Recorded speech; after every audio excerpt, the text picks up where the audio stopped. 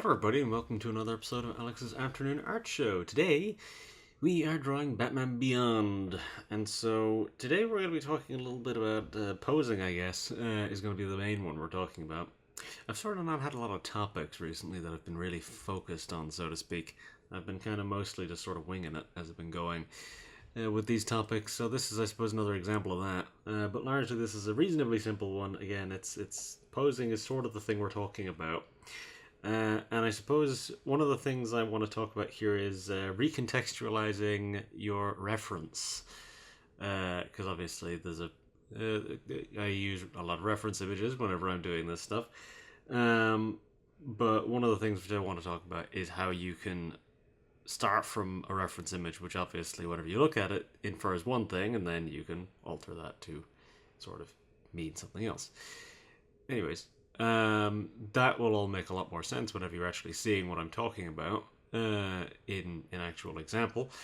So yeah, without further ado, I think I will just roll the intro and then I'll show you so that this all makes sense.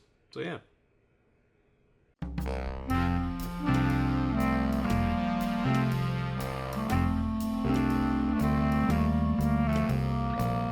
So yeah, this is what I've got. I've got a pretty standard enough sort of flying pose, sort of like he's sort of diving down and flying and gliding kind of downwards, which is why obviously they popped the wings, and I've got the sort of jets on the boots going as well. Largely the design here is not particularly altered. I added a little bit of like a line going from the back of the hand all the way down that just sort of works its way through the suit to the back of the heel, just because I feel like that sort of gives it a little bit more. It kind of sells the motion of the suit a little bit more. But largely, I mean, his head is no different. I made the ears a little longer than they might normally be. They're pretty long in the original show, but I made them a little longer here because I think that the Batman Beyond suit should have that sort of distinct difference there. Obviously, with the mouth is one thing, but then I think the ears, I think, is another thing that sort of sells that difference. But yeah. So posing, obviously, this is a pose before I had to work from a particular piece of reference. So with the sort of few different pieces of reference that I started with, were all sort of like diving poses, my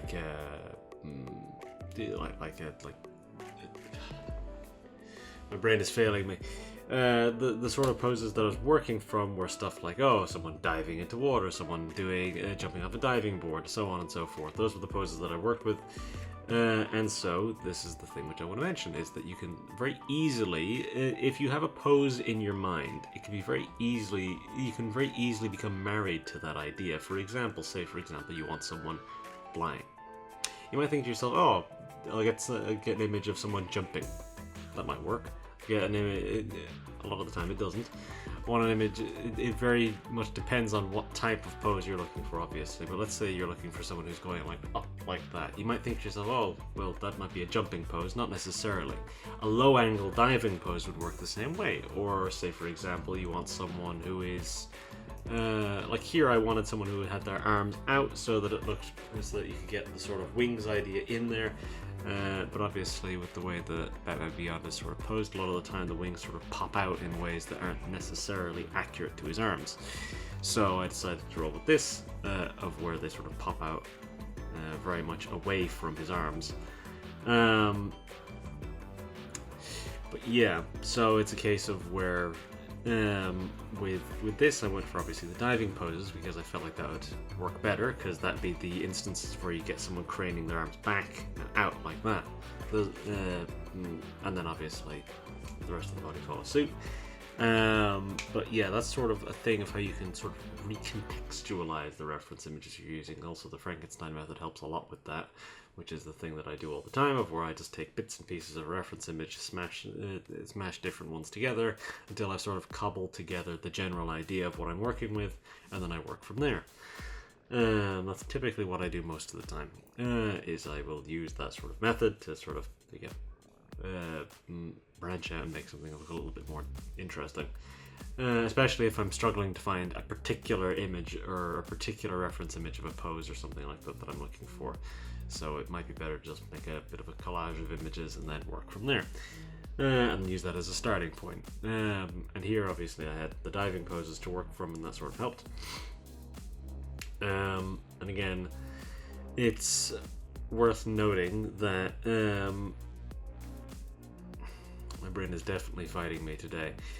It's worth noting that with a lot of these sorts of Jesus, it's worth noting that with poses, or with a lot of reference, it can be a case of where you might not necessarily find what you're looking for because you've maybe gotten, as I said before, very married to a specific idea of what you wanted to do. And sort of part of the process is to figure out what it is that you're actually trying to do, much the same way that I'm trying to figure out what I'm actually trying to say here, but I'm fumbling with my words the whole time. But yeah, the sort of thing that you've got to do is you've just got to sort of, yeah, the whole sort of process is that you have to kind of have a general idea, but also not be too sort of stagnant with that idea. You have to be willing to change it, willing to let it sort of evolve as you're doing these things. Because again, as I say, if you get sort of too stuck on something, it can become very difficult to actually get anywhere with it. Again, as I said before, much the same way that I've been getting stuck on my words and not being able to figure out what I'm trying to say. But yeah, I suppose that's the sort of idea of what I was getting at there anyways, was, yeah, with all that rambling, that was the sort of thing that I was trying to get at, was, yeah, don't get too stuck on things. Try to let things evolve as they're going. So yeah, one of the things which I wanted to mention here was the fact that I've pretty much entirely used the sort of elements of Batman's cowl whenever I did the Batman drawing, either of my most recent Batmans from either last Halloween or last Christmas. Those were the two sort of things. Yeah, those are the two most recent Batmans, and then I've sort of taken these elements, like the specific angles that are in the cowl. They're all here, they're all in the face here, they're all in part of the mask on Batman Beyond. So obviously you get this very defined sort of, like almost like vein line. I don't even know how to describe it, but it sort of forms the shape of that sort of like rounded bit of shading you see in the front of the face sometimes. It sort of forms the shape of that already. Now, I'm not exactly going to be going specifically for that here, but that's just the idea. Now, a thing which I was thinking of was just using my the sort of black of my lines and doing all of this that way, but I think that'd be, well, it might be a little too lazy for me. So I am going to be actually coloring it, but the black that I use for the coloring will be pretty dark. And again, some of these details might be lost, they might sort of disappear a little bit, but I might have defined his ass a little too much. That's just something which I just thought about now. But I think it's fine. Anyways, yeah, I also decided to point his fingers, because that's the thing you see sometimes at Batman Beyond, is that he's got these sort of like claw-like fingers. But yeah. Just having another cursory glance. I don't think there's anything I really need to go over more so than I've already done. Yeah, I suppose maybe the jet boots, that was a thing which I've sort of done already a few different times, and I did that with the Iron Man not too long ago. The Iron Man drawing I did, of where he's got the sort of this sort of idea of the sort of trails coming off. But yeah. Anyways, I think that's enough rambling. I think it's time to just start these details, and then I'll be back to do the colours. So yeah, I think I'll do that. I think I will just get on with this. I'll do the details, and I'll be back to do the colours. So yeah.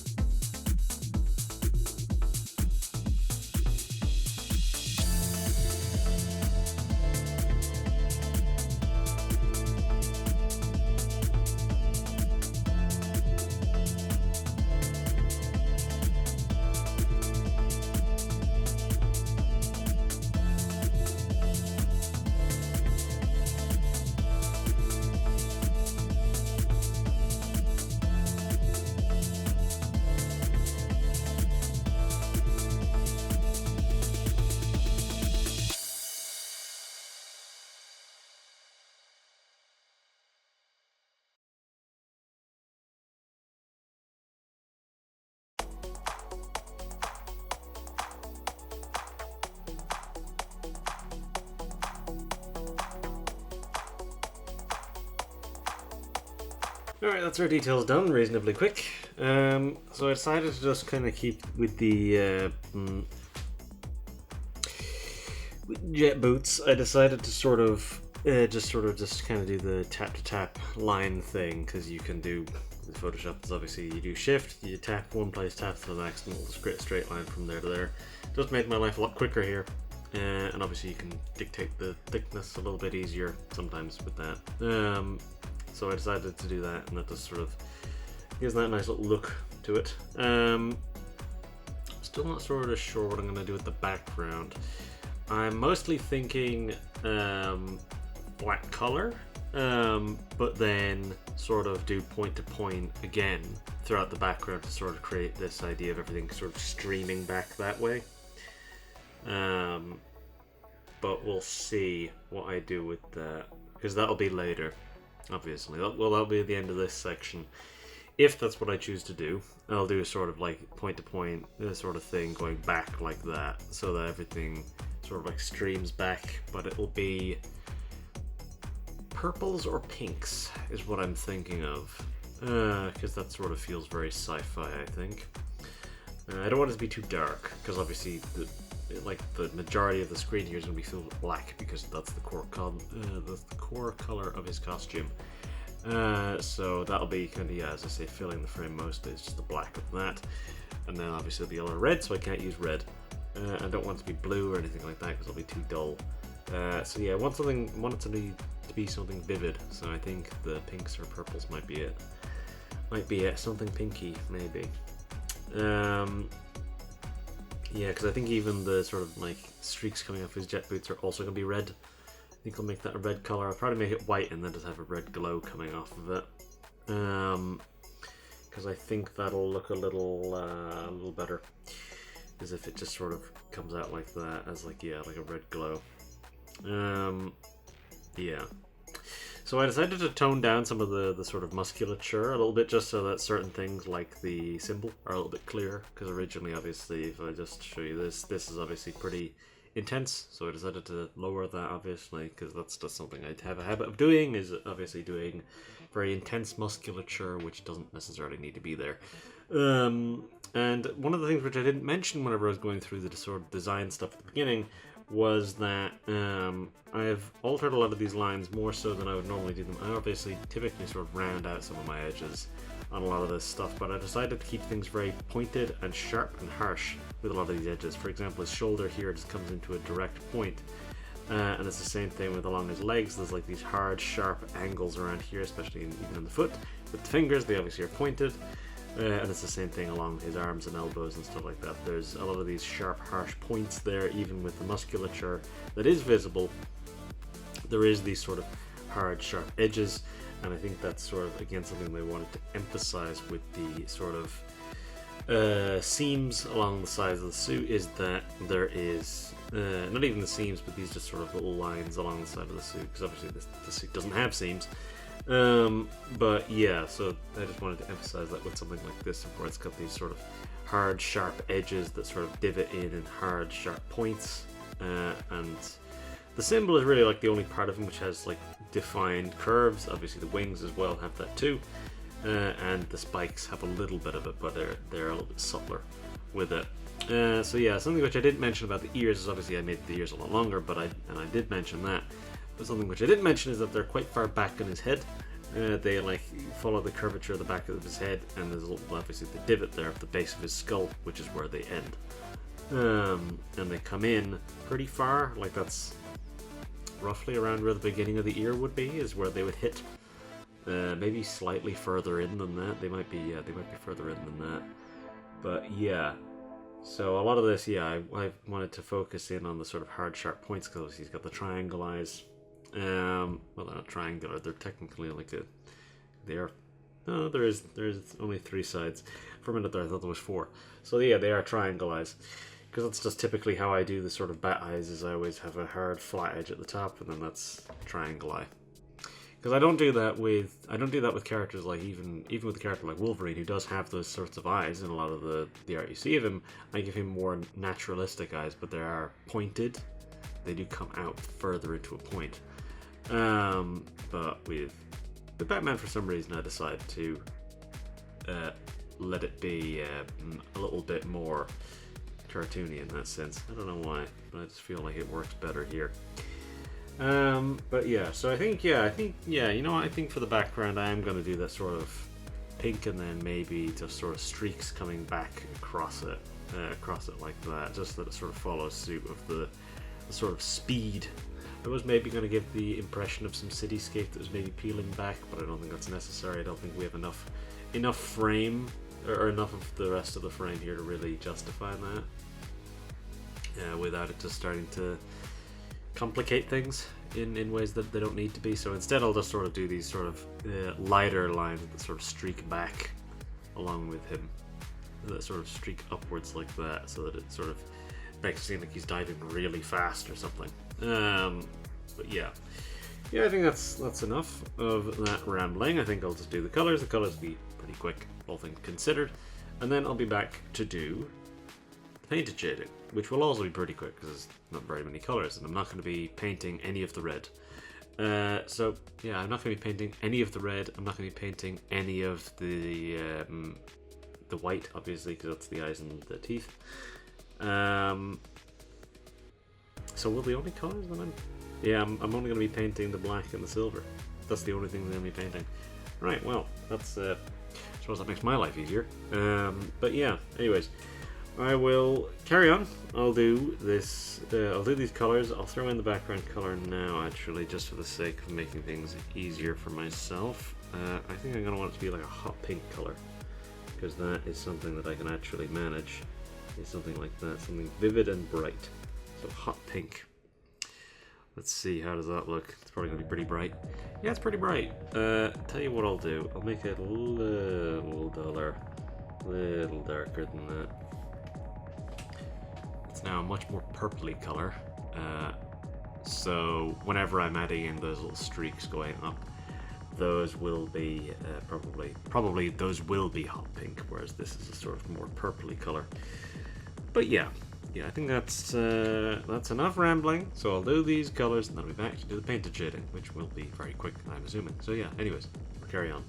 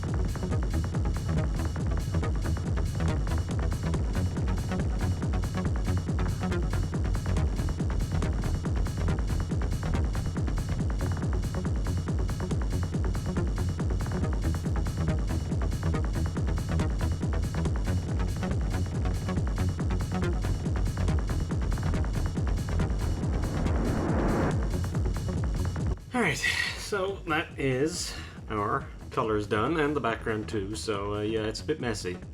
It is a bit messy, but I think that's part of the draw, is that, yeah, it's very messy. So I initially started by just tapping from point to point with the individual points of him, but I didn't think that looked very good, so I instead decided to do it just from edge to edge for the most part, from this edge of the canvas over to this edge. I just went from there to there. Obviously thick to thin, that's sort of the idea here, so some of them end a little abruptly. I'm not going through and individually softening all of those because that will take all day, but it's good enough to illustrate the sort of movement of things, I think. It's funny, this actually looks more correct on the screen in front of me than it does on the tablet, because on the tablet, for some reason, the red is still very orange, even though I adjusted it to be pretty far along the like pinkier scale. So for whatever reason, it still looks very orange in front of me here. So there was a thing which I did, which is what on the boosters here, which is what I decided to name that layer. I put a little, erased a little line through there, and why I did that is for two reasons. It's so that whenever I put the glow on, both the outer and the inner glow, that it applies to these two groups as though they're separate feet. So that you get an inner glow here and an outer glow there, and an inner glow here as well, just so that it all looks like, so that there's a little bit of depth going on. And yeah, that was both reasons. For some reason, I truncated them down into one sentence. So yeah, that was both reasons. Was for one to separate the glow, and for two to give some depth. But yeah, so I obviously erased down here, but obviously with the way the inner glow works, let me turn that off.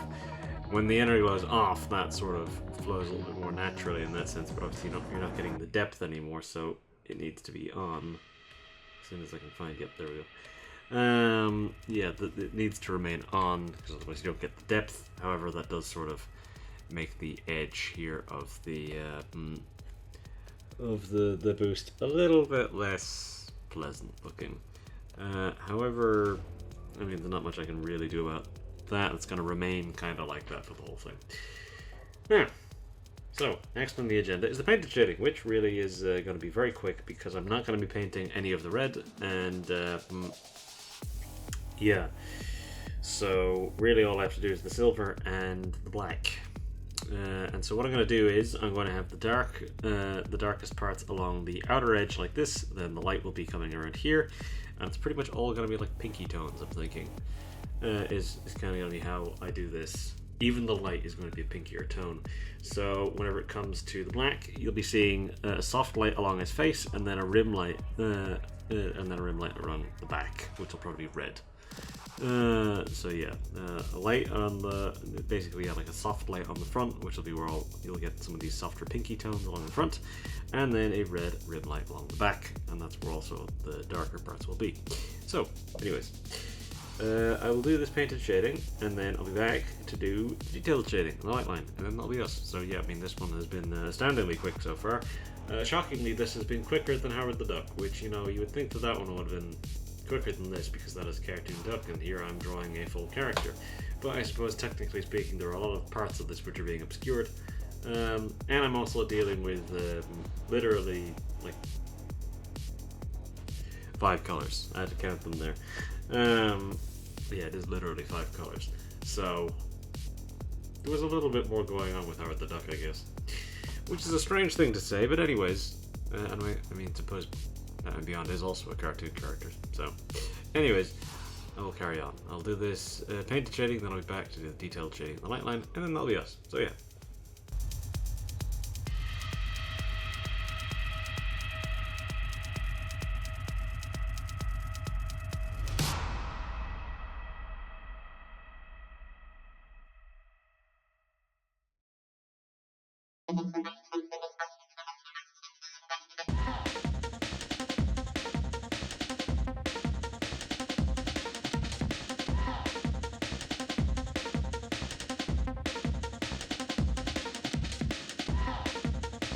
Alright, that's our painted shading done. What did I tell you? It was quick. It was definitely quick. As predicted. But yeah, so I think, again, it gives you the nice impression of the sort of light coming from down here. It's sort of hitting the front of him like that, and then trailing away along the back of him where all the darker parts are. So yeah, I'm pretty sure I'm going to do a red light line. However, it'll have to be a paler red than, obviously, this. Obviously, yeah, paler red than what he's already got on him, because otherwise it'll sort of blend. Which we don't want to happen, especially down here, because that's where we're going to want it to be visible, is against the edge of the foot.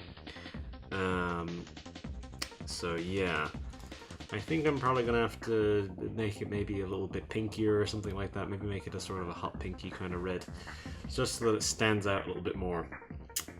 So yeah, I'm still going to stick pretty closely to the sort of pinky purple color palette, because for the detailed shading here I've got a very dark purple, which skews slightly more towards pink, and then obviously a light pink. which I'll be using for my lights. So yeah, realistically speaking, we've not got a huge amount left. This has been an enormously short one. This isn't even 3 hours yet, so, you know, I'm not one to look a gift horse in the mouth. So yeah, this will be done pretty soon, which is good. I'm always happy for that. Always happy for an easy, quick one. So anyways, I don't see any reason to prolong this section, so I will carry on and I'll do the detailed shading of the light line, and then it'll basically be us done. So yeah.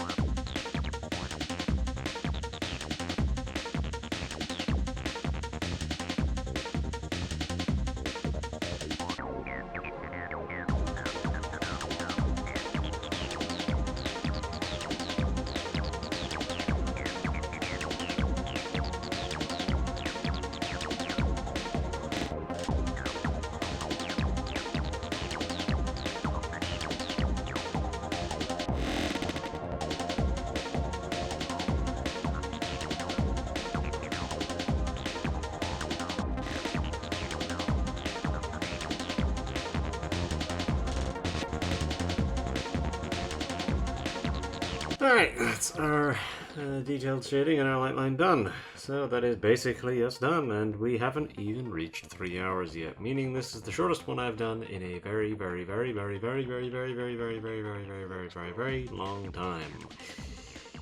I didn't tell you the last time I had one that was this short, so you know, well, let's keep the good feelings rolling. I'm gonna do a gradient map, and then we'll see about wrapping this thing up. So right, I mentioned before that I want to keep this pretty pink, so we'll give this the darkest shade should be a kind of a bluey purple maybe, and then mark the brightest as a sort of hot pink kind of red. Maybe bring it down a tiny bit further on that scale. The highest I can get away with here. Seems like it'll work. And in the middle, I want to put it about here. Keep it, I don't want it to be too dark. I just want to keep it high contrast. Let me bring that up a tiny bit on that scale. And then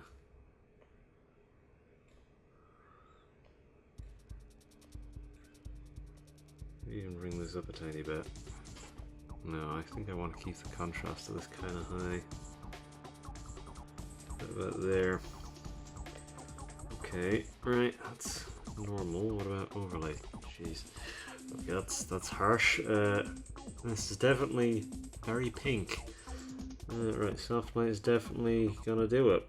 We're gonna want to turn that one down a little bit lower than usual. I'd say 60% is probably good enough. Yeah, it definitely darkens things. Right, okay. I'm curious now to see what luminosity is going to do whenever it's already being darkened that much. Yeah, luminosity is going to make it pretty dark. I'm going to want to turn the luminosity down kind of low, I'd say.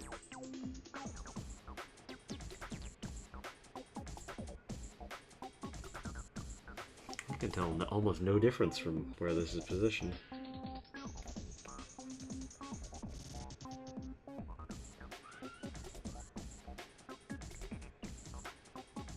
Seems to be ever so slightly lighter whenever it's higher up. Alright, okay, now we need to do a color burn. This one is gonna make things kind of weird looking, the color burn. Alright, that is strange. Tell you what I'll do, I'll turn up the soft light a tiny bit, turn that up to 70. So that sort of increases the contrast a tiny bit more. How is that looking? How do we feel about that? It's yeah, you know what? I'm alright with that. It's definitely darker. That's the thing. It's significantly darker with the gradient map on. I mean, that's typically what the story is. That's the sort of idea, anyways. Otherwise, it'll get sort of crushed down. The colors will get sort of warped. Why is my shift key not working? That'll do. Right, now we want to turn that to maybe 25%. Probably should have done this while it was still in this phase, right? Maybe 20%. Because we don't want to sort of make our background look too weird. I think that's mostly fine. 20%. How does 20% look on the screen? It's very visible because of obviously how vivid the purples and pinks are out of the background. But it's not really all that visible on him. So tell you what we'll do. I'll turn that down to 15%. Because that's a little less obvious now. It's a little subtler. Because, I mean, let's turn that off and on. Yeah. It's still pretty visible on the background. But it's not like too overly intense. Anyways. We are just touching the 3-hour mark, and I feel like I'm pretty happy with this one. It was a nice and easy one. I had, I think the greatest struggle was trying to figure out where to put my signature at the end, because you might have noticed that I was moving it around quite a bit as I was going through this. But yeah, so this is the thing. For some reason, this was the quick one. I think again the colors is probably what made it quick. Because a lot of the time recently it's been colors that have been extending these things quite a lot.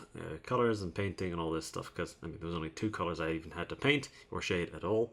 And then the rest of it was all just, you know, just the once-off thing with the colors, i.e. like the reds, I only had to interact with that once. And then same thing with the boosters and all that stuff, and the eyes and all this. Only had to deal with that once. So, you know, it makes things easier for me in the long run, I guess. But yeah. I think I'm good to leave it there. That's enough rambling, enough ranting and rambling, I think. But yeah, the next one I think might be a little bit more tricky, but you know, that's next week's problem. Anyways, I'll wrap things up and then I'll leave you. So, if you liked the video, do whatever it is that you'd normally do, whether that be liking it or not. I would of course prefer if you liked it, but I can't make you do that, so you know, do whatever it is that you'd normally do. Same deal, if you want to subscribe, you can do it. I'd like if you did. You know where the subscribe button is. You've presumably watched a YouTube video before, so I don't have to tell you where it is. It's below the video. You know this already.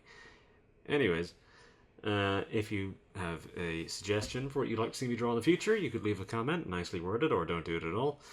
And if you choose to watch the next video, I will see you next time. So with all that said, that is us. So I'll say goodbye and I'll leave you. So, bye-bye.